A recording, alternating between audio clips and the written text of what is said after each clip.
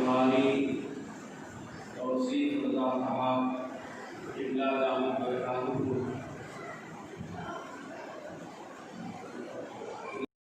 से हट जाएगी।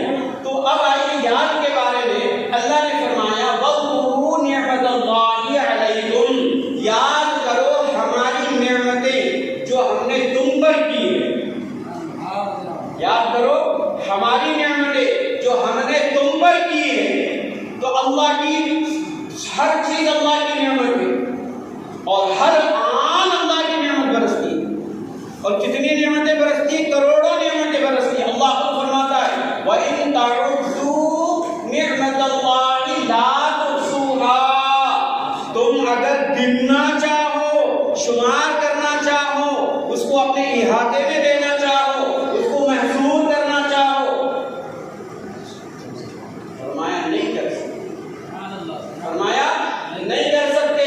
तो इन सारी नेमतों से बड़ी नेमत जो मिली आपको भी मालूम, मुझे भी मालूम कि वो नेमत क्या है? हमारा ईमान है कि हमें जो नेमत अता हुई है वो नेमत उस्मा, वो नेमत पूरा, सारी नेमतें बड़ी है, सारी नेमतें अजीम है, सारी नेमतें बुलंदियों को पहुंचे वाली है, सारी नेमतें रिफत के ऊंचे अर्श तक पहुंची हुई है। लेकिन सारी नेमतें एक तरफ, एक नेमत ऐसी है जो सारी नेमतें उस नेमत की गद को भी पहुंचा। वो नेमत क्या है? वो नेमत मुस्तफा नेमत क्या है? वो नेमत मुस्तफा सल्लल्लाहु अलैहि वसल्लम है, आकाए दो जहां। वो नेमत है, अगर वो नेमत ना होती तो मैं होता ना लेती, ये चमकता चांद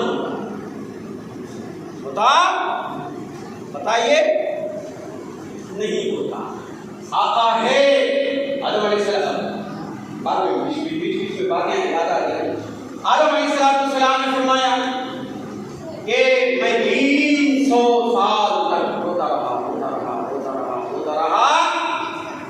मुअल्लिफ़ीन फरमाते हैं कि आंसुओं की लड़ी जारी हो गई और वो सार पर रास्ते पड़ गए और जमीन पर हरियाली हो गई, जमीन पर हरियाली नमदार हो गई।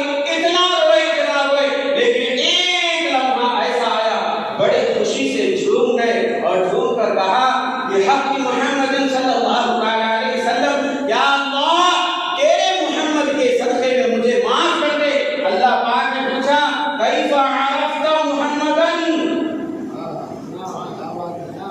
कैफ़ा अरफ़्ता मुहम्मदन, मा मुहम्मदन। फिर अल्लाह को मा मुहम्मदन, मुहम्मद क्या है? ऐ आदम, तू मोहम्मद को कैसे पहचाना? मा मोहम्मद क्या है? मन मोहम्मदन, मोहम्मद कौन है? आदम अलैहिस्सलाम ने बड़े अदब से अल्लाह की बारगाह में अर्ज़ किया, मौला रफ़अतु रासी रअयतु अलल अर्शी मक्तूबन, मैं जब सर उठाया तो मौला देखा तेरे अर्श पे ला इलाहा इल्लल्लाह मुहम्मद रसूलुल्लाह लिखा था। मैं समझ गया, मुझे पता चल गया कि तेरे अर्श पर तू रब्बे कदीर है, तू रब्बे उल जलाल है, तू समझ है, लैसा कमिस्लिही शै है तू। और तू क्या है? इन्नमा इज़ा अरादा शैअन अन यक़ूला लहू कुन, फरमाने वाला है तू। जब इरादा करता है तो किसी चीज को बनाने के लिए तू मोहताज नहीं, तू किसी चीज को अदम से वजूद में लाना चाहता है तो फरमा देता है कि हो जा, तो वो हो जाती है। तो इतना बड़ा रब है, तेरे इतने बड़े रब के अर्श पर जब ला इलाहा इल्लल्लाह तेरा नाम है तो मोहम्मद रसूलुल्लाह साहब में, तो मैं समझ गया कि ये तेरा महबूब ही हो सकता है, ये तेरा लाडला ही हो सकता है, ये तेरा हबीब ही हो सकता है, तेरा चुनिंदा ही है, तेरा प्यारा ही है। तो मैं समझा ये तेरा प्यारा है, इसलिए मैंने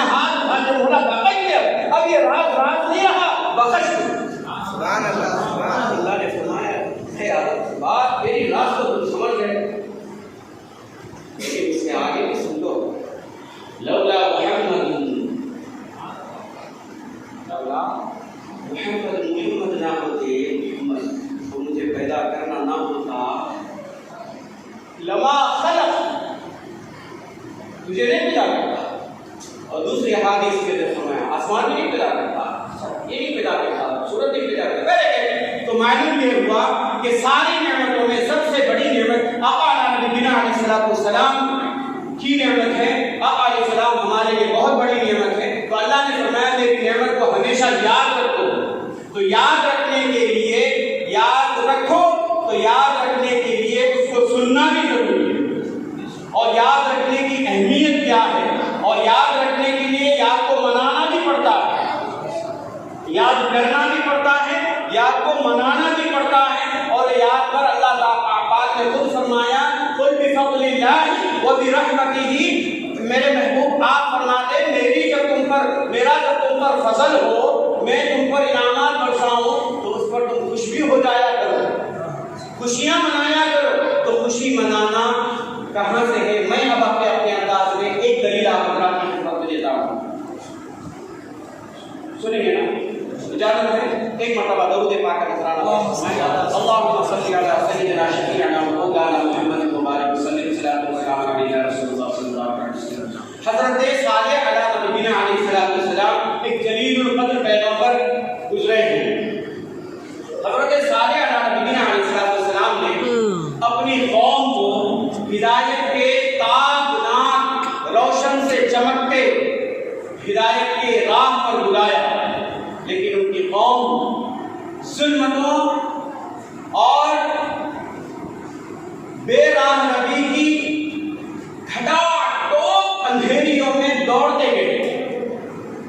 हज़रत सालेह अलैहिस्सलाम ने अपने कौम को नूरे ईमान की खुशबू से महकते मैदान की तरफ बुलाया, लेकिन उनकी हज़रत सालेह अलैहिस्सलाम की कौम कुफ्र व ज़लालत व इल्हाद की बदबूदार वादियों को अपना मुकद्दर बना बैठी थी और आखिर में सरकश हो चुकी थी। आपकी फरमानबरदारी की ठंडी छांव में बुलाते रहे। वो संगलाब गर्मा की धूप से जायद चिलचिलाती धूप में दौड़ते रहे और बदजुबानियों की सरकशी की इतनी हद थी कि आके कहने लगे मां अंता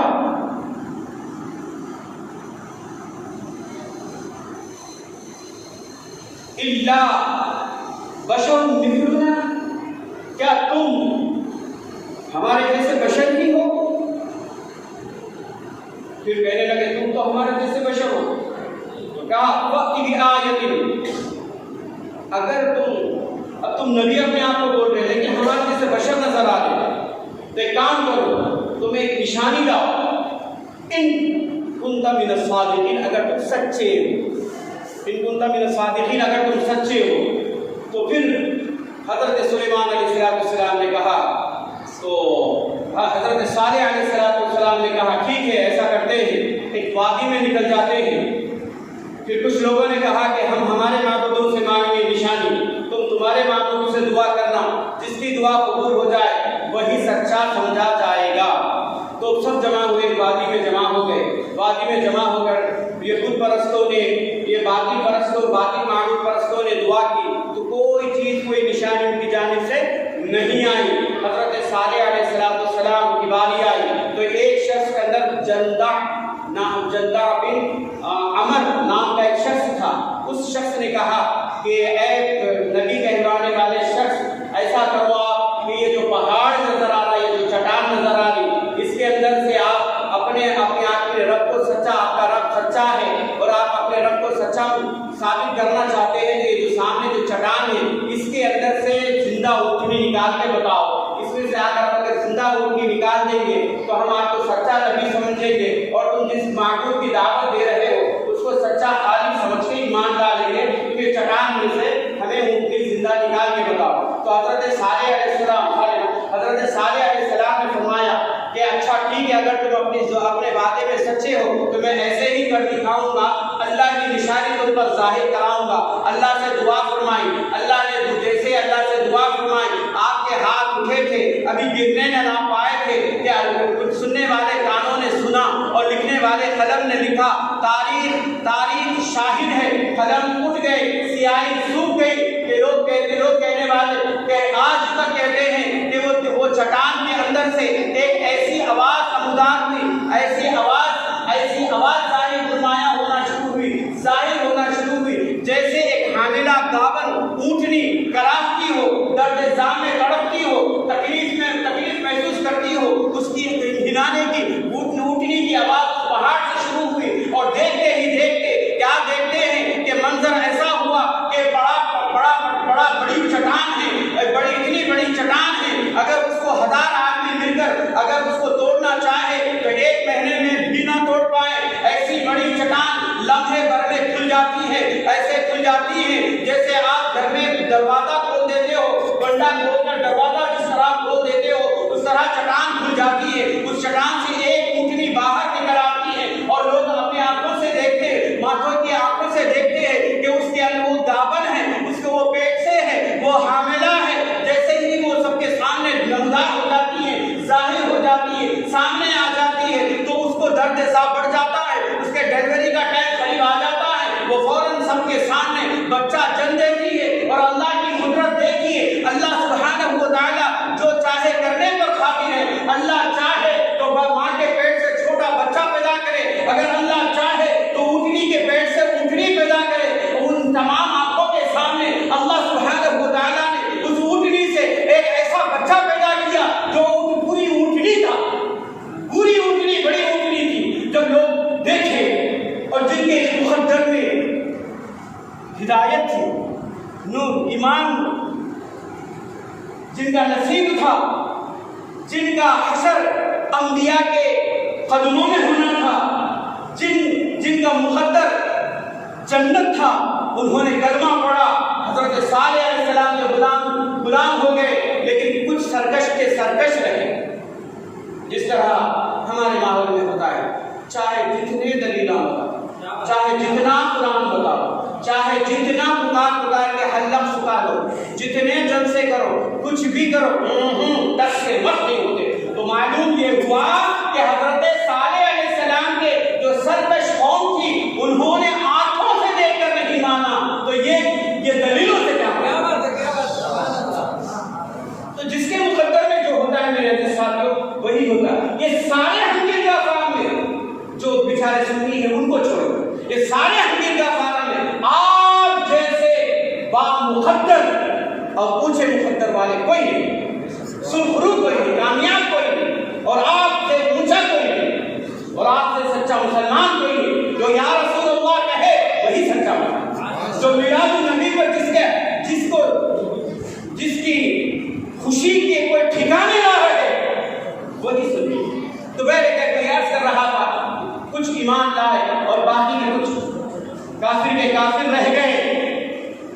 अब हुआ ये कि अल्लाह सुब्हानहू व तआला ने जब ऊँटनी देने से पहले चंद शराइत रखे, कहा कि तुम्हारे जानवर जिस कुएं से पानी पीते हैं तो ऐसा होगा हफ्ते में एक दिन उस कुएं से पानी तुम्हारे जानवर नहीं पिएंगे, बल्कि अल्लाह की जो ऊँटनी है वो ऊँटनी पिएगी, उस दिन तुम्हारे जानवर नहीं पिएंगे। फिर जो मैदान में, लेकिन तारीख में इस तरह भी है कि ऊँटनी अगर जाहिरी यानी खुले मैदानों में चलती तो दूसरे जितने ऊँटनियाँ, घोड़े, बैल, बकरियाँ जो भी होते, उस ऊँटनी की हैबत और वाक की वजह से चट्टानों में छुपकर चरते रहते, छुप जाते। अगर ये ऊँटनी पहाड़ों की चट्टानों में चली जाती तो वो वहां से भागकर खुले मैदानों में आ जाते। तो ये दो चीजें थी। एक चीज क्या थी कि खुले मैदान में अगर ऊँटनी और ऊँटनी का बच्चा अगर चल रहा हो तो सारे जितने जानवर थे वो डर कर वादी के अंदर चले जाते। अगर ये वादी में जाती तो वो बाहर आ जाते, जिसकी वजह से सालेह अलैहिस्सलाम की कौम को बड़ी तकलीफ पहुंच रही थी, बड़ी तकलीफ का सामना पड़ रहा था। और जिस हफ्ते में जिस दिन अल्लाह के ऊँटनी का पानी पीने का जो दिन था, वो दिन सुबह में ऊँटनी कुएं पर पहुंचती और 8 दिन में कभी ना जाती कुएं के करीब। जिस दिन अल्लाह ने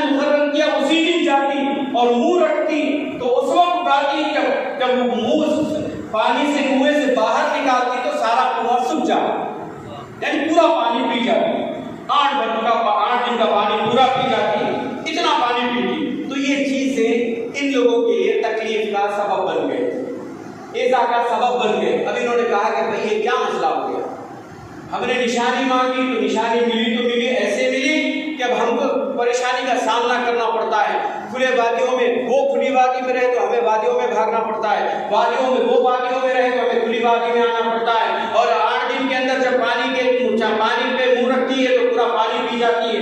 दूसरे दिन फिर दूसरे अय्याम के अंदर पानी हमारे जानवरों को सही सैराब नहीं होता है। ये अल्लाह का इम्तिहान था, लेकिन वो समझ नहीं रहे थे, बेवकूफ थे, अहमक थे। तो उन्होंने क्या किया, उसके पूंछे काट के उसको खत्म कर, ऊँटनी को खत्म कर। अब उसके बाद फिर आपने बड़ा वाक़िया है, उसकी तरफ नहीं जाएंगे, यहाँ ही पर खत्म कर देंगे। यूँ तो सारे इस्लाम ने कहा कि तुमने बहुत बुरा किया, वो अल्लाह की निशानी को खत्म कर दिया, करिश्मा था अल्लाह की निशानी की, आयत थी वो अल्लाह की, उसको तुमने खत्म कर दिया, अब तुम्हारे ऊपर आज़ाब आना यकीनी है। उन्होंने कहा जब भी सरकश लोग उस वक्त भी सरकशी से बात नहीं है, उस वक्त भी उन्होंने कहा कि अल्लाह का अज़ाब आएगा, बताओ निशानियाँ क्या क्या, देख उनकी सरकशी। तो पहले कभी सारी चीज को फिर तवील हो जाएगी बात, तो यहाँ पर इस बात को रोक देते हैं। अब सालेह अलैहिस्सलाम, अय्यूब अलैहिस्सलाम के भी पहले के दौर के, उसके बाद सुलेमान अलैहिस्सलाम की तशरीफ लाए, दाऊद अलैहिस्सलाम की तशरीफ लाए, याकूब अलैहिस्सलाम, दाऊद अलैहिस्सलाम, सुलेमान अलैहिस्सलाम होते करते मूसा अलैहिस्सलाम, फिर उसके बाद इब्राहीम अलैहिस्सलाम। एक ज़माना तवील गुजरा, और लिखते कि 5,000 साल का वफ़ा हो गया अरसे दर। कब तक के लिए, मेरे तुम्हारे प्यारे आका नामदार मदनी ताजदार हुजूर रहमतुल्लाह अलैहि सल्लल्लाहु अलैहि वसल्लम की जैसे मुबारक आकर 5-6,000 साल का बड़ा डिस्टेंस हो गया, एक लंबा पीरियड हुआ, एक लॉन्ग पीरियड हुआ, समझ रहे ना बात। अब उसके बाद आका अलैहिस्सलाम तशरीफ लाए, आपकी बैसत मुबारक हुई, उसके बाद आपने ऐलान नबूवत फरमाया, ऐलान नबूवत फरमाने के बाद फिर आपने हिजरत फरमाई, हिजरत फरमाने के बाद फिर आपके साथ जंग के मामलात आए। तो एक जंग के मौके पर आप एक वादी से गुजर रहे थे, किसी वादी से, समूद, ये सालेह अलैहिस्सलाम के कौम को समूद कहते, तो इस वादी से गुजर रहे थे, तो वादी खाली थी। आप यहाँ पर गौर तवज्जो चाहूँगा, वादी यानी मैदान, जंगल खाली था। वो पीरियड में 5000 ईयर्स बिफोर क्या था वहाँ पर जो है ना सारी बस्तियाँ थी, सिटीज थे, विलेजेस थे, लोकेलिटीज थे, लेकिन अब कुछ भी नहीं है। अब खाली क्या बंजर इलाके, पहाड़ है, झाड़ है, दरख्त है, जंगल। अब उस जंगल में से मेरे तुम्हारे नबी पाक सल्लल्लाहु अलैहि वसल्लम अपने सहाबा को लेकर गुजर रहे हैं, जंग के लिए जाना है, तो बीच में वो वादी मिल गई। तो आका अलैहिस्सलाम ने क्या फरमाया, समझे? आका अलैहिस्सलाम ने फरमाया, देखो अब हमारे पर एक ऐसी वादी आ रही है जो सालेह अलैहिस्सलाम के सरकश कौम की वादी है, और वहां से जब गुजरना तो एहतियात से गुजरना और अपने ऊपर गम को तारी कर लेना और रोते हुए गुजरना और सरों को नीचे करके गुजरना, कहीं तुम पर अज़ाब ना आ जाए।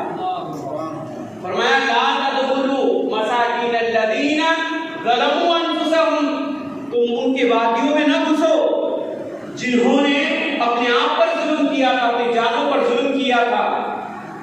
इल्ला अन तकूनू बाकीना, यहाँ तक के तुम अपने आप को गमज़दा कर लो, रोना रो वहां से गुजरो, रोते हुए गुजरो।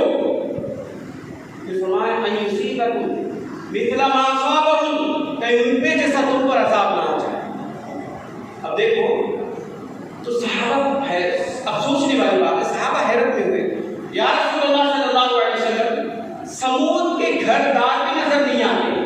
हाँ, कहीं कहीं कुछ वीरान घर नजर आ पड़े हुए हैं जो वीरानियों के हवाले हो चुके हैं, और बाकी तो सारे चटियल मैदान हैं, कोई इंसान का नामो निशान नहीं है। क्या अभी वहां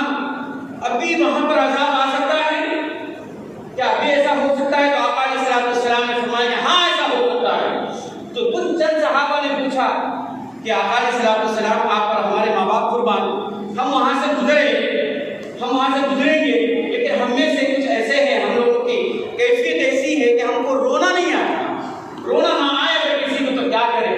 तो आका अलैहिस्सलाम ने फरमाया फ़इन तबकू फतबाकू, अगर तुम्हें रोना ना आए तो अपनी सूरत रोने की बना, फतबाकू अपनी सूरत रोने की बना दो। खशियता अन युसीबकुम, डरो कि तुम पर मुसीबत ना आ जाए। मिसलमा असाबहुम, जिस तरह उनको पर मुसीबत आ गई थी, मिसलमा असाबहुम पर मुसीबत आ गई थी। तो फिर सहाबा इकराम खुद फरमाते हैं कि हमने हमारी आंखों से देखा आकाए नामदार मदनी ताजदार अल्लाह का महबूब नबी, अल्लाह का प्यारा, अल्लाह का लाडला, तख्लीक़े सबबे कायनात रहमतुल लिल आलमीन सल्लल्लाहु अलैहि वसल्लम के बारे में फरमाते हैं हमने हमारे प्यारे नबी को देखा कि आका अलैहिस्सलाम जब वो वादी आ गई तो वादी जैसे आ गई, ऊँटनी थी, आप ऊँटनी पर सवार थे, आप जैसे ही वो वादी आ गई अपने सरे अफसस को झुका दिया, अपने पीठ मुबारक पर चादर ओढ़ ली और गुमशुदा चेहरा बनाकर आप झुके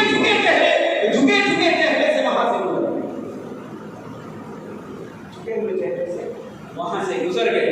अब यहाँ पर खत्म कर देंगे, उसके बाद आगे नहीं जाए। अब हमको इसमें से पॉइंट आउट करना है, मिलादुन नबी के पॉइंट ऑफ व्यू से हमको दलील निकालनी है। अब मुझे मेरे दोस्तों बात खत्म करने का हूँ। अब यहाँ पर आप बताइए, समूद गुजर कर 5000 साल का एक लॉन्ग पीरियड गुजर गया है। अब कोई आदमी नहीं है और वहां कोई गुनाह करने वाला नहीं है, वहां कोई गुनाह करने वाला बाकी नहीं है। कोई इंसान ही नहीं तो गुनाह कौन करे? इंसान ही नहीं है, गुनाह करे तो गुनाह करने वाला भी कोई नहीं। और सबसे बड़ी बात, जो ये सहाबा की जमात जो जा रही है ये इज्माई तौर पर एक सहाबी नहीं, सारे सहाबा को अगर जमा कर दिया जाए तो सारे सहाबा जैसा नबी पाक होता है वैसे सहाबा पाक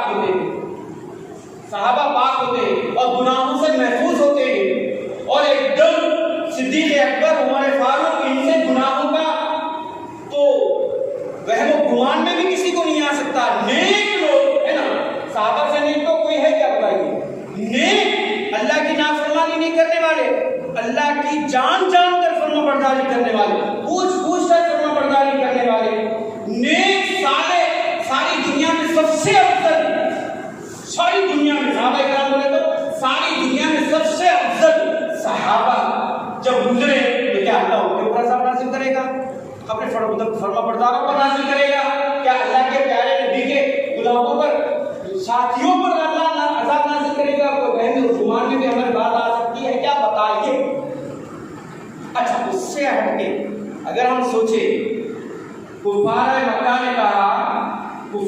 ने हमारे सलाम से यही कहा था सरकशी में, जिस तरह सालेह सलाम से समूद ने कहा कि अगर तुम सच्चे हो तो हमारे पर अज़ाब ला के बताओ, हमको निशानी दे के बताओ। तो अल्लाह के रसूल सल्लल्लाहु अलैहि वसल्लम के कुफार मक्का ने भी कहा, हाँ आप नबी हैं, ठीक है, हम सरकशी कर रहे हैं, बिल्कुल ठीक है, सरकशी करते रहेंगे, अगर तुम सच्चे हो तो हम पर अज़ाब ला। अल्लाह ने फरमाया,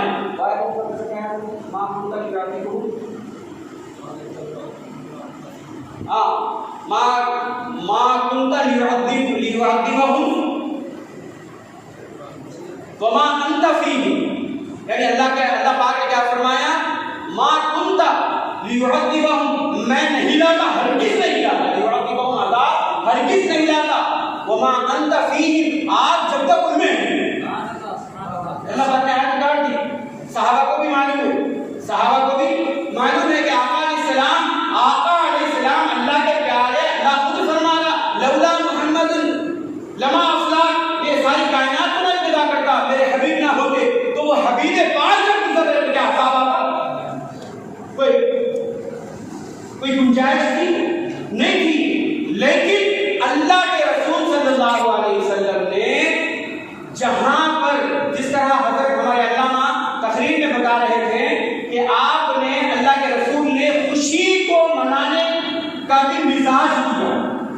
को मनाने की भी तालीम दी।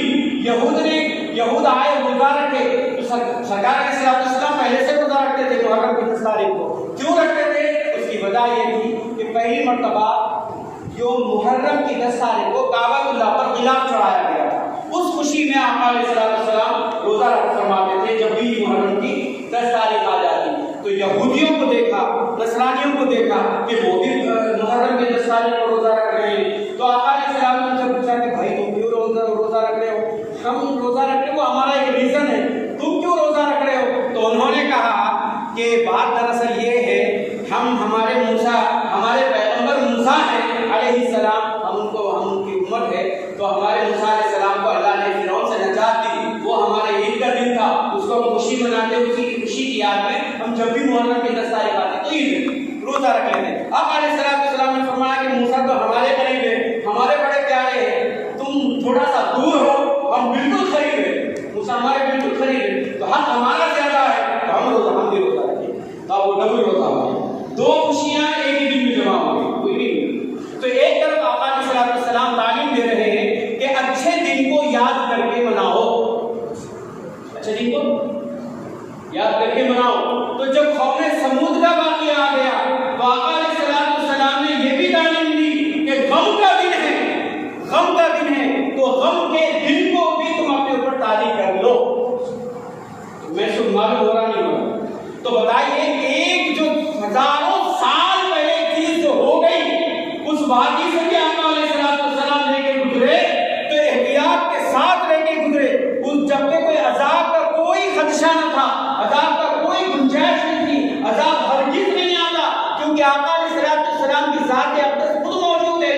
उसके बाद भी आका अलैहिस्सलाम का ये अमल जिसके अंदर गम का मुज़ाहिरा है, तो इससे डर का और गम का खौफ का मुज़ाहिरा है, तो इससे साफ ज़ाहिर हुआ कि दिन को मनाना, सुन्नी जो मिलादुन नबी दिन को याद करके खुशी के साथ, फरहत के साथ, खुशी के इज़हार के साथ, तहदीस नेमत के साथ, जिक्र नेमत के साथ जो मनाते हैं, वो दीन और शरीयत से हटके नहीं मनाते हैं, बल्कि दीन की रोशनी में मनाते हैं, दीन की रोशनी में मनाते हैं। अब आखिरी बात सुन लो, बिल्कुल बात खत्म।